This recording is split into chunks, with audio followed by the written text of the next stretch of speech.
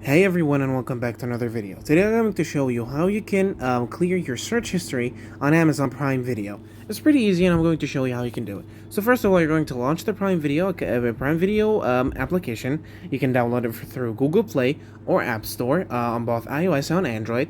Now once you download it, you're going to click on, you're going to open it. Okay, now as you can see, if I go onto the find and I go into the search, as you can see, I have multiple searches, but I don't have that much because I don't use Prime Video, but of course you're going to have a lot.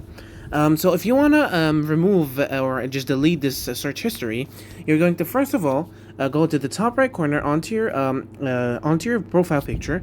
Now once you click on it, you're going to go onto the top right again onto your settings. Now from your settings, you're going to have a bunch of different settings. Now under registered devices, you're going to find something called clear video search history. Now once you click on that, as you can see, it's going to show you search history cleared. Now if I go back to home and then I go on to find and then I search, as you can see, all the searches that I had, Hunger Games and The Good Doctor, both of them, they have been removed. It's going to remove every single search history that you've got, even if you've downloaded the application since the start, since it was been released.